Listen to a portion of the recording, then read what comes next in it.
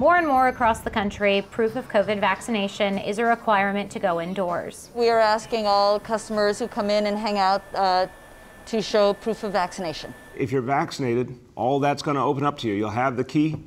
You can open the door. Even if proof of vaccination is required, is that enough to stop the spread of the Delta variant? The virus is continually mutating, is continually growing, and the reason it's doing that is because we, as a human species, can't get our act together and stop it in its tracks. We've heard this line throughout the pandemic so far. We are in a race of the COVID vaccines against the variants. And, well, quite frankly, now with Delta, we're losing that race. Because of the way that Delta's mutated, both vaccinated and unvaccinated people can spread the virus.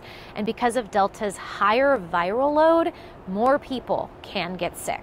Previously, I would have said the vaccinated are less likely to transmit, and that was true, but the data's changed, and that's no longer true. For every single person infected, you're exposing and or infecting 5 to 6 other people. Delta isn't more deadly, but it's still dangerous. Experts expect to see more cases, hospitalizations, and deaths for the next 4 to 6 weeks because Delta infects more people and has a shorter incubation period, meaning someone can be contagious sooner. The perfect mental image is that of, the Charlie Brown character of kind of Pigpen, right? Who always has that cloud just emanating from him in all of the cartoons.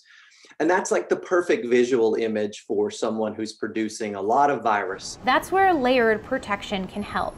Think of it like several walls of Swiss cheese. The idea is that one thing, like masking, won't stop virus spread. Same with vaccination or distancing, but adding them all will make a big difference. You want to have layers, and so masking is one of those layers. So for me, trying to get 2 layers of protection at a time. So if it's ventilation, I think that's a layer of protection.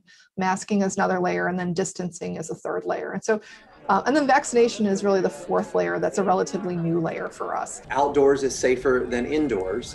Smaller crowds are safer than larger crowds, right? Vaccinated groups of people are safer than unvaxxed groups of people. Billy Joe Agan knows all about those layers. He's been requiring proof of vaccination in his bar and music venue in Oakland, California since May. For me personally, my wife and I had a child in November, and my kid can't get vaccinated, so that's a big motivation for me here, which is I need to operate my business, and I don't want to do it and feel compromised when I'm hanging out with my infant. He tells Newsy they've gotten minimal pushback, but logistically it's been worth it to be back, open, and feeling safe. We got a handful of holistic crystal healing people that kind of got irritated by it. Yeah. Some legal, some amateur legal scholars and some MAGA types, but nothing really too crazy. They also use that Swiss cheese approach, masking, doors open for ventilation.